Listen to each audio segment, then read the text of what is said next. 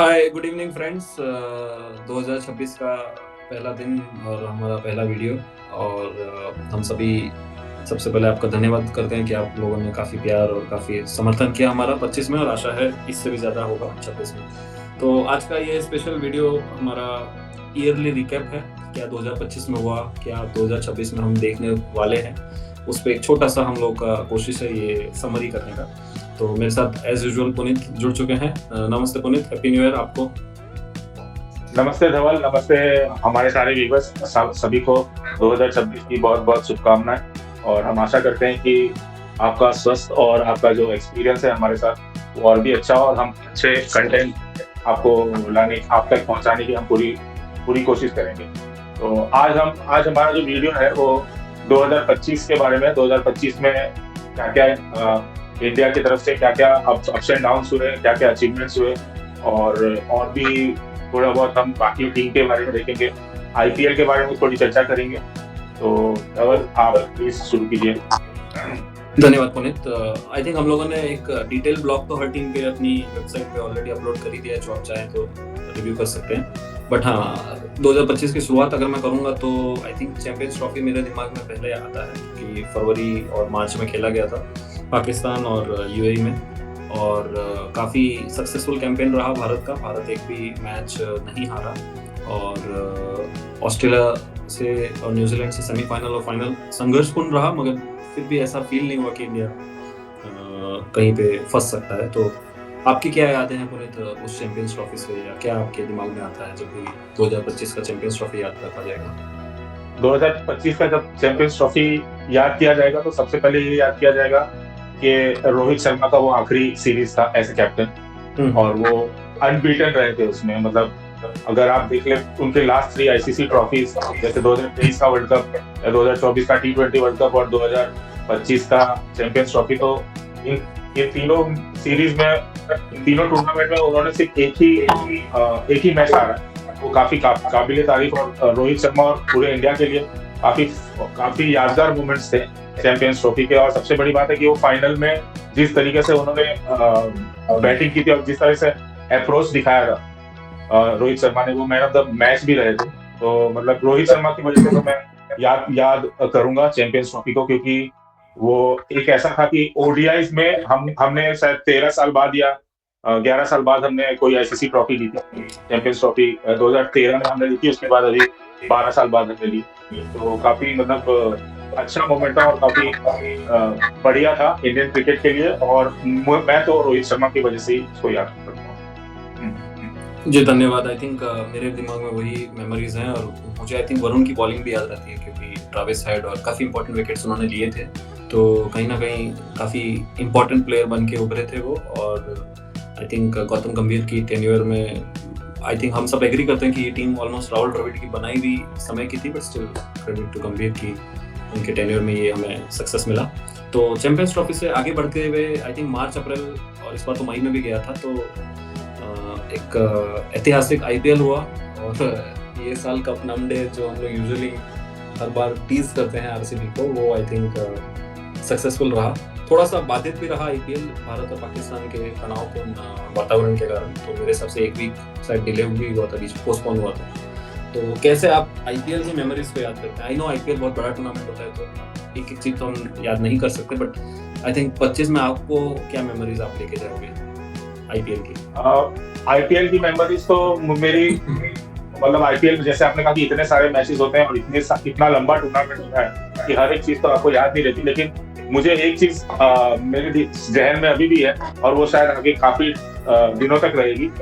जब आरसीबी जीती और विराट कोहली के जो आंसू निकले थे, तो मतलब वो काफी इमोशनल दौर था। हालांकि मैं आरसीबी फैन नहीं हूँ, लेकिन फिर भी मेरे लिए भी वो काफी इमोशनल था कि जिस प्लेयर ने जिस फ्रेंचाइजी को 18 साल दे दिए अपने, और मतलब इतनी लॉयल्टी आपने किसी भी प्लेयर में, किसी भी फ्रेंचाइजी के लिए नहीं देखी होगी।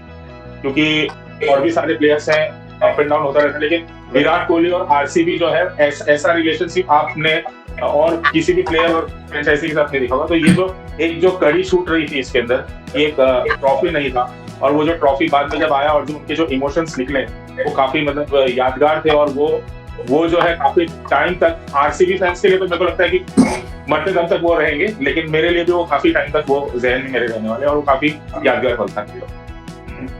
आई थिंक आरसीबी की बात तो आपने कर ली तो मैं उसको रिपीट नहीं करूंगा, वो ऑफ कोर्स सबसे बड़ी मेमोरी रहेगी। बट मेरे लिए एक जो रिफ्रेशिंग अप्रोच रहा वो, मैं चेन्नई का फैन हूँ तो चेन्नई के साथ जाऊंगा कि आई थिंक फाइनली उन लोगों ने समझ लिया कि अब T20 खेलना है तो यंग खिलाड़ियों के साथ जाना है। ना सिर्फ उन्होंने मेन टूर्नामेंट में आई थिंक आयुष मात्रे और उर्विल पटेल और डेविल ब्रेविस और इन सबको मौका दिया, बट हमने अभी रिसेंट मिनी ऑक्शन में भी देखा कि काफ़ी अनकेप्ड खिलाड़ियों पे उन्होंने पैसे लगाए हैं। तो एक चेंज ऑफ अप्रोच हमको इस आने वाले 26 और आने वाले अगले सीजन्स में देखने को मिल सकता है चेन्नई की तरफ से।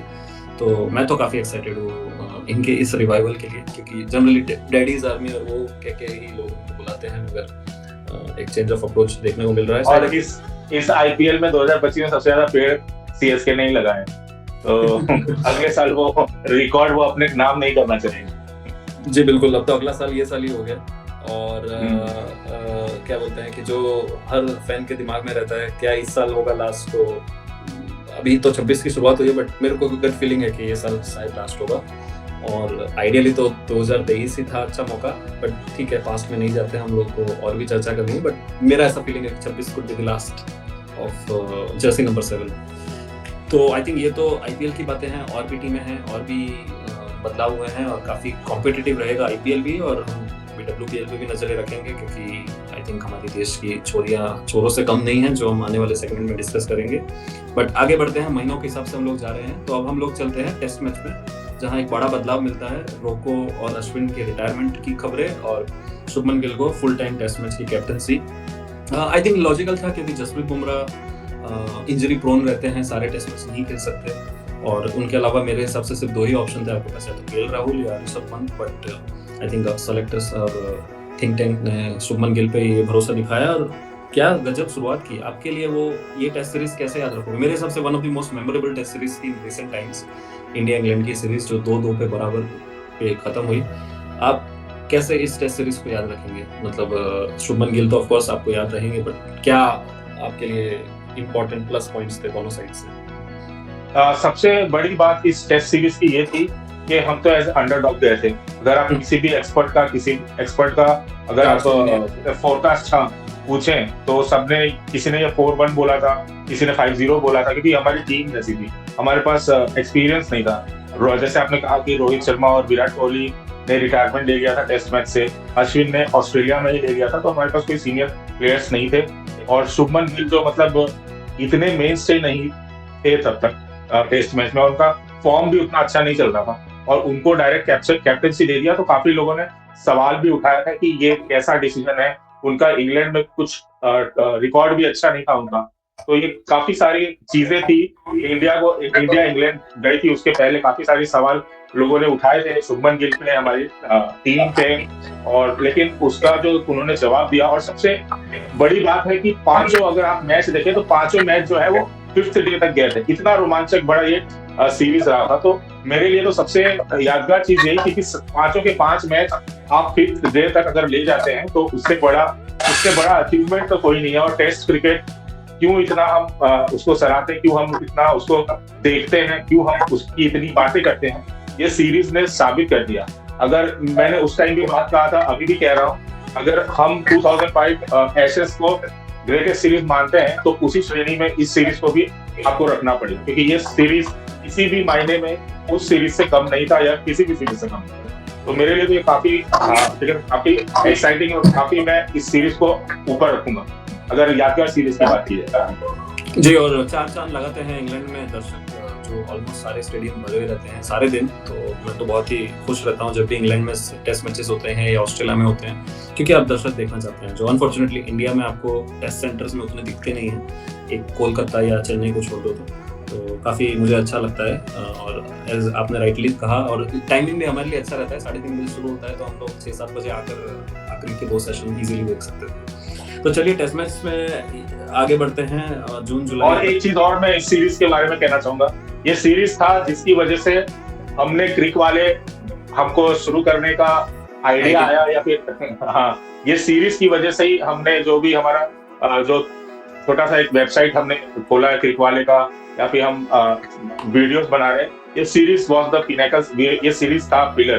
तो ये सीरीज तो हम कभी भूलने वाले नहीं है, मैं तो कभी नहीं भूलने वाला, क्योंकि क्रिक वाले की शुरुआत इस सीरीज की वजह से हुई थी। जी ये बिल्कुल। सीरीज इसलिए भी इम्पोर्टेंट है हमारे लिए। हम लोग दिन भर सिर्फ मैचेस देखते थे, सुबह के टाइम में वेबसाइट और प्लेटफॉर्म को डिस्कस करते थे, तो काफ़ी मेमोरेबल टाइम था वो, जून जुलाई अगस्त का। और ऑफ कोर्स ये सीरीज ने, आई थिंक ये सीरीज का पहला जो रिव्यू किया था हमने, वही हमारा पहला शायद वीडियो था, तो काफ़ी अच्छी यादें हमारी पर्सनली भी जुड़ी हुई है। तो धन्यवाद आपका वो यादों को फिर से ताज़ा करने के लिए।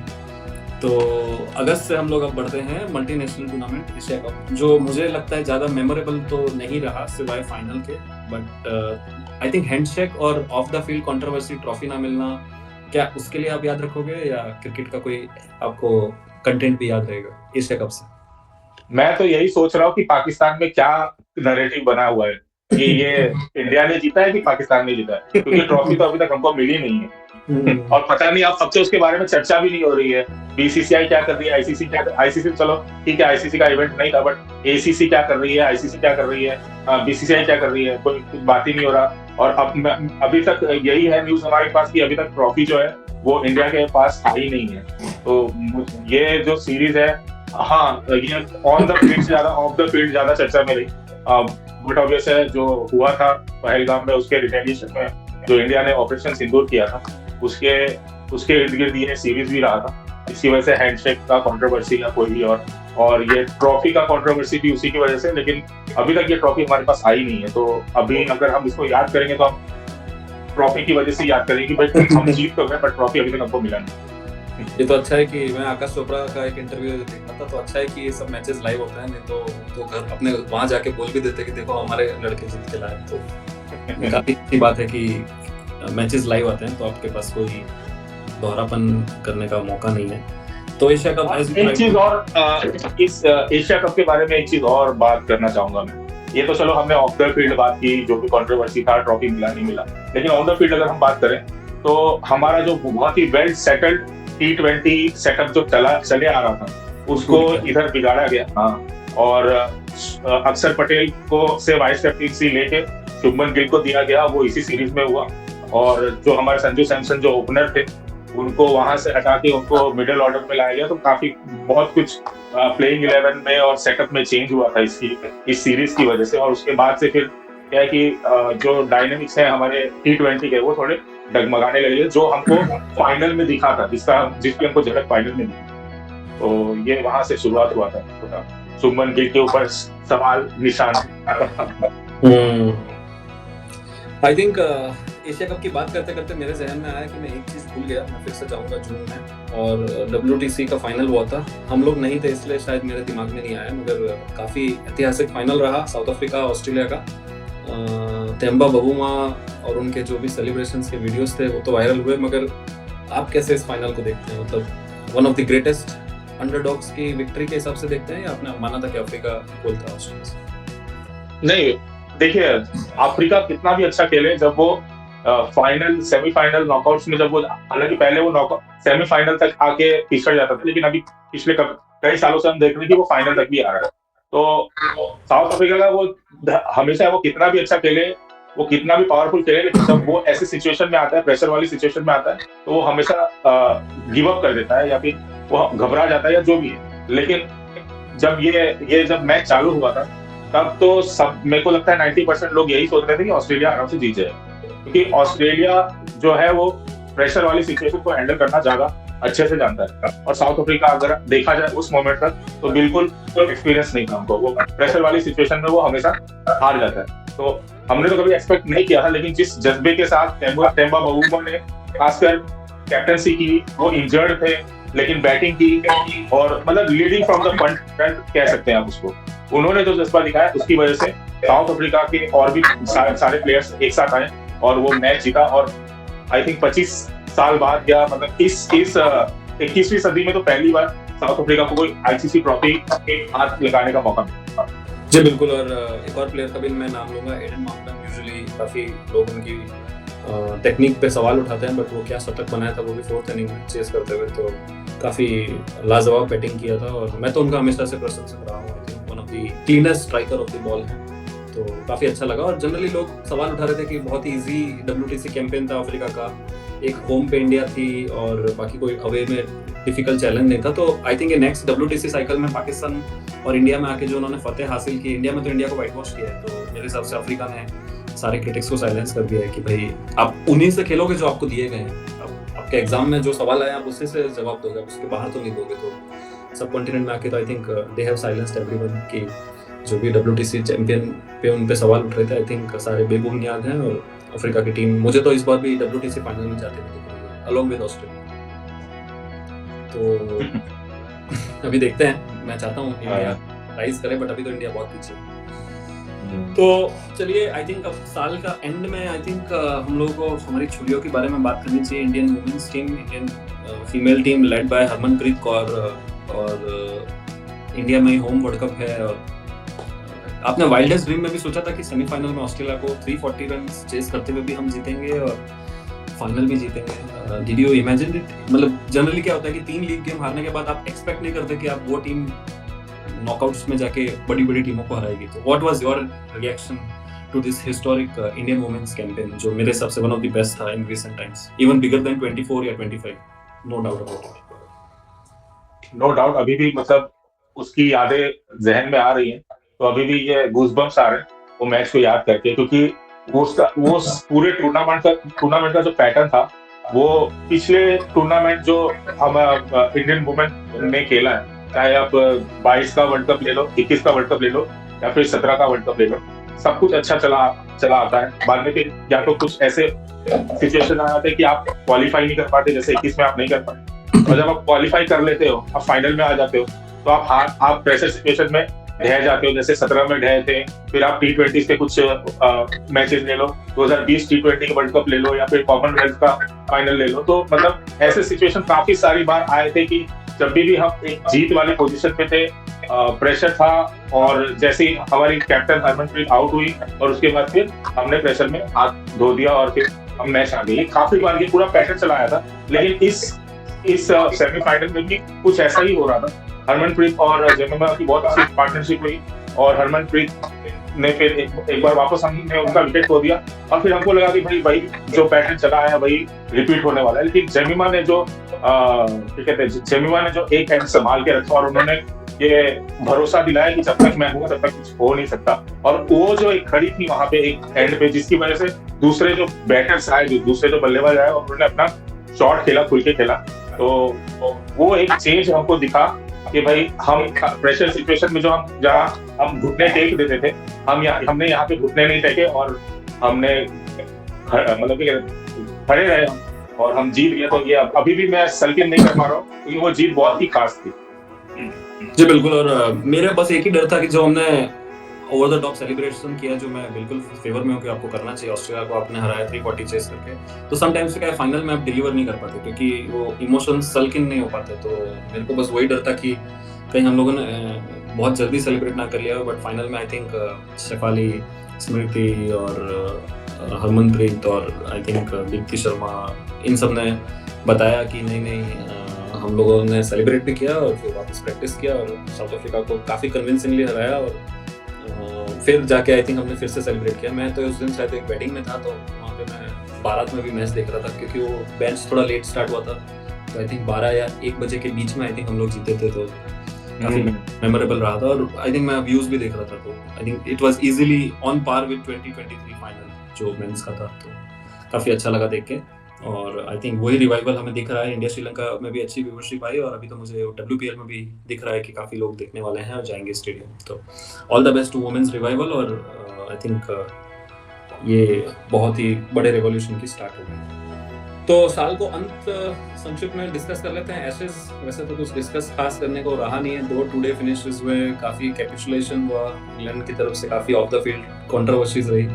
तो आपके लिए एक्सपेक्टेड था या मेलबर्न में जो ये एक ओवर द टॉप विन आ गई है वो आपको लग रहा है कि आउट ऑफ द ब्लू है, या how do you see this Ashes series in general? मुझे तो लगता है ऑस्ट्रेलिया ने, जैसे ऑस्ट्रेलिया के जो क्यूरेटर्स हैं उन्होंने अपने पैरों पे कुल्हाड़ी मार दी।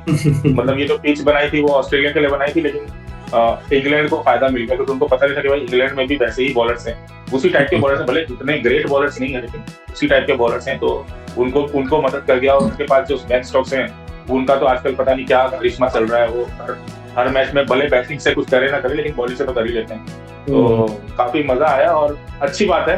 मैंने तो बोला था 4-0 या 5-0 होगा, चलो एक मैच जीते। और ये इतना बड़ा मैच है कि आप देखिए 2011 के बाद पहला मैच कोई इंग्लैंड ने ऑस्ट्रेलिया में जीता है। तो फिर तो मतलब ये आप ऐसे भले हार चुके हो, लेकिन ये जो आपको बैच ऑफ ऑनर मिल गया कि भाई आपने एक मैच तो जीत लिया ऑस्ट्रेलिया में।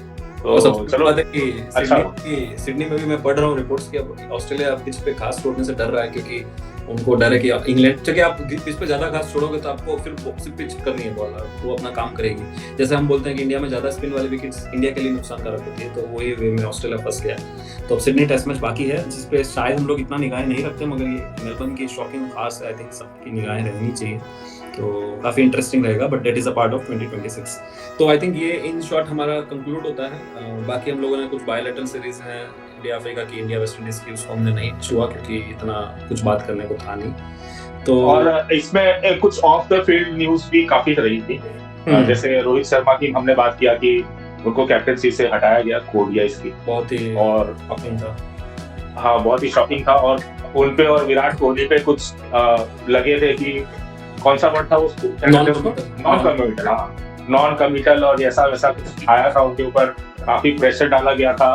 आई डोंट नो मैनेजमेंट की तरफ से डाला गया था या मीडिया की तरफ से डाला गया था, लेकिन ऐसी बातें बहुत सारी हुई। लेकिन जो 2 सीरीज हुई, इंडिया अफ्रीका और इंडिया ऑस्ट्रेलिया, भले इंडिया ऑस्ट्रेलिया का सीरीज हमने हार गए थे, लेकिन उसके अंदर हमारे खासकर रोहित शर्मा और विराट कोहली का लास्ट ओडीआई में अच्छा परफॉर्मेंस आया। और इंडिया अफ्रीका की बात करें तो फिर तो मतलब जितने भी सवाल थे, जितने भी निशान थे, सारे खत्म हो गए।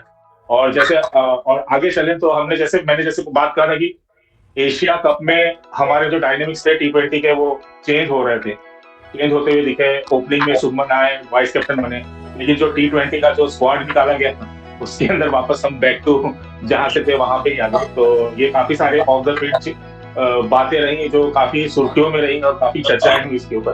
तो ये भी एक रिकैप था हमारे लिए। बिल्कुल, आई थिंक काफी गट्सी परफॉर्मेंस दोनों का रहा, वो तो हम सब एक्सपेक्टेड ही था। और विजय हजारे में भी दे आर रॉकिंग, तो मैं तो पूरा श्योर हूँ कि लोग टोटली कमिटेड है। नॉन कमिटल तो मैं उनको बिल्कुल नहीं बोलूंगा। और अब तो मैं ऐसे न्यूज पढ़ रहा हूँ कि पता नहीं अब सही है कि गलत है कि आरपी सिंह जो है वो रोहित शर्मा को कन्विंस करने पे लगे हुए कि भाई आप ओडीआई की कैप्टनसी ले लो। अब पता नहीं कितना सच है कितना गलत है, अभी डोंट नो, जब तक कि कुछ ऑफिशियल ना हो। लेकिन अगर ऐसी बात हो रही है तो मतलब समझ लीजिए कि अभी 2-3 महीने पहले हम कहाँ थे और अभी हम कहाँ पर। मैं तो सिर्फ शुभमन गिल के लिए थोड़ा सैड फील करूंगा कि उनको स्केपगोट बनाया गया। आई थिंक T20 में उनको जबरदस्ती उनको कोशिश किया बैठाने का, उसकी वजह से आई थिंक उनका वर्कलोड का भी इश्यू हो गया, क्योंकि हमने देखा नेक स्पाज्म हो गया और he has to miss the Africa series. तो मैं तो चाहूंगा कि वो सिर्फ 2 फॉर्मेट पे फोकस करें अभी, और आईपीएल तो खेलेंगे। तो आई थिंक इतना क्रिकेट इनफ है, क्योंकि तीनों फॉर्मेट में लीड करना और खेलना I think it's very demanding. Of course Dhoni, Ganguly और इवन कोहली के एरा में हम लोग देखते थे वो लोग एक ही फॉर्मेट के रहे थे, इवन रोहित शर्मा भी रहे for some time. But I think nowadays with all the data and everything, most of the teams do not prefer same captain. तो आई थिंक हमको भी वही फॉलो करना चाहिए। तो दैट कंक्लूड आवर 2025 रिकैप। 2026 जल्दी से देख लेते हैं। आई थिंक 2 आईसीसी ट्रॉफी हैं। मेंस का T20 world cup is just less than 35 days now away, और यहीं इंडिया और श्रीलंका में है। और वुमेन्स का वर्ल्ड कप इंग्लैंड में है, जिसका भी ऑलरेडी शेड्यूल आ गया है। तो हाउ डू यू, आपके हिसाब से यही 2 सबसे बड़ी सीरीज हैं या और भी कोई सीरीज आप देख रहे हैं 2026 की? यही 2 है, और मेरे ख्याल से टेस्ट मैच भी है। शायद हम लोग न्यूजीलैंड जाने वाले हैं। हमारा न्यूजीलैंड का ऑल फॉर्मेट टूर है नवंबर में, जिसमें हम 2 टेस्ट, 3 वनडे और 5 T20 खेलेंगे। तो काफी अच्छा दौरा होगा वो। जनरली हम लोग तो सारे फॉर्मेट करते नहीं अभी टूर एक ही साथ, तो एक हमारा अच्छा फॉर्मेट का टूर होगा। और इंग्लैंड भी आई थिंक हम लोग जा रहे हैं व्हाइट बॉल खेलने। तो ये 2 ICC, of course ICC trophy है, तो ये 2 तो है ही हमारे निगाहों में। लेकिन मैं न्यूजीलैंड का जो टूर है काफी दिनों के बाद हम कर रहे हैं। मुझे तो याद भी नहीं कि लास्ट टाइम हमने कब किया था। 3:30 बजे उठना। हाँ, 3:30 बजे उठना। मतलब मुझे टेस्ट मैच का तो सही में मुझे याद नहीं कि हमने लास्ट टेस्ट न्यूजीलैंड में कब खेला था। तो वो भी काफी अच्छा रहेगा देखने के लिए। आपको याद दिला देता हूँ, विराट कोहली जब कैप्टन थे, जो पहला WTC साइकिल था, तब हम गए थे, न्यूजीलैंड ने हमारा व्हाइट वॉश किया था 2-0 से। तो हाँ, वो न्यूजीलैंड में तो हम जाते तो हमेशा हम हारते ही आते हैं ऐसा। व्हाइट बॉल हालांकि जीतने लगे, बट हाँ रेड बॉल में स्टिल स्ट्रगल। तो यस, वो आई थिंक इंपॉर्टेंट सीरीज होगा। और हरमनप्रीत के लिए भी मैं पर्सनली शायद एक्सपेक्ट कर रहा हूँ कि शायद ही हरमनप्रीत का लास्ट आईसीसी ट्रॉफी होगा, क्योंकि इसके बाद 1 या 2 साल बाद होगा, तो शी इज ऑलरेडी 37 प्लस। तो मेरे हिसाब से, आई एम नॉट क्लेमिंग कि कोई सोर्सेज बता रहे हैं ऐसा है, बट मेरे हिसाब से शायद हरमनप्रीत का लास्ट होगा। Maybe it's right time for Smriti also to lead, क्योंकि शी इज ऑल्सो 29, तो अगर अभी लीड नहीं करेंगी तो कभी लीड करेंगी। तो मैं तो एक्सपेक्ट कर रहा हूँ कि 6 महीने बाद आई थिंक वुमेन्स में Smriti should lead us in all format, तो दैट्स माय एक्सपेक्टेशन। और वुमेन्स में भी एक ऑस्ट्रेलिया का दौरा है नेक्स्ट मंथ, तो वो भी अच्छा होगा। तो और उसके अलावा आईपीएल और WPL तो है ही हमारे लिए, तो उस पर हमारी निगाहें रहेंगी। और क्रिकेट से अगर मैं थोड़ा हट जाऊँ तो फीफा वर्ल्ड कप भी रह चुका है, तो वहाँ भी हम लोग, यहाँ भले चर्चा ना करें मगर हमारी निगाहें रहेंगी। तो काफी एक्शन पैक ईयर रहने वाला है स्पोर्ट्स के लिए। ऑफ कोर्स टेस्ट सीरीज ज्यादा बड़ी टेस्ट सीरीज नहीं है सर, ना ही इंडिया इंग्लैंड है, ना ही ऑस्ट्रेलिया इंग्लैंड है, ना ही इंडिया ऑस्ट्रेलिया है, तो वो हिसाब से थोड़ी टेस्ट सीरीज की कमी रहेगी। बट हाँ, बाकी क्रिकेट आपको देखने को मिलेगा और हम लोग आपके लिए लाते रहेंगे। तो अंत में और कुछ any closing remarks? Closing remark तो यही है कि अभी हमने काफी सारी बातें की, तो मैं आपसे पूछना चाहूंगा कि आपकी सबसे मेमोरेबल कौन से मोमेंट को बोलोगे? इतना सब हमने डिस्कस किया उसमें। डेफिनेटली इंडियन वुमेन्स टीम क्या जो जीत था, मैं ऑफ कोर्स सेमीफाइनल को ज्यादा रेट करूंगा, क्योंकि सेमीफाइनल ज्यादा बड़ा, वो बोलते हैं ना कि समिट से पहले की जो ट्रैक होता है वो ज्यादा डिफिकल्ट होता है। तो सेमीफाइनल का विन को मैं डेफिनेटली बोलूंगा। और वो जेमिमा का सेलिब्रेशन और वो स्मृति और स्नेह राणा और सबका भागते हुए जाना, तो मेरे लिए वो मोमेंट साल का बेस्ट मोमेंट रहेगा। और मे बी नंबर 2 पे I would put Virat Kohli's RCB emotions. Those are my top 2 moments. मुझे कुछ और कहना ही नहीं है, क्योंकि मैं भी यही कहने वाला था। हालांकि मेरा नंबर 1 मोमेंट तो वही रहेगा, हरमन का कैच पकड़ना दीप्ति के बॉल में, क्योंकि वो that was the moment when we really felt कि हां भाई अब जीत गए। तो बाकी तो सारे सेम ही है। I think of course champions trophy में मैं इसलिए नहीं काउंट कर रहा क्योंकि वो नर्व रैकिंग टूर्नामेंट था नहीं। आई थिंक कभी हमें फील नहीं हुआ कि हम लोग अंडर प्रेशर हैं। आई थिंक हमने काफी फ्लॉलेस परफॉर्मेंस किया। तो आप जनरली नर्व रैकिंग मोमेंट्स पे ज्यादा याद रखते हैं, तो उसके हिसाब से I think Indian moments takes the edge. तो on that note thank you. साल के पहले दिन ये सारे मोमेंट्स और पल को डिस्कस करने के लिए, और हम लोग नेक्स्ट वीक से कंटिन्यू करेंगे हमारे वीकली और सीरीज प्रीव्यूज। वर्ल्ड कप भी आ रहा है तो उस पर भी हम लोग चर्चा करेंगे थोड़े दिनों में। तो धन्यवाद हम लोगों के साथ जुड़ने के लिए, और ऐसे ही आप लोगों के सामने आते रहेंगे। नमस्ते। Thank you. नमस्ते।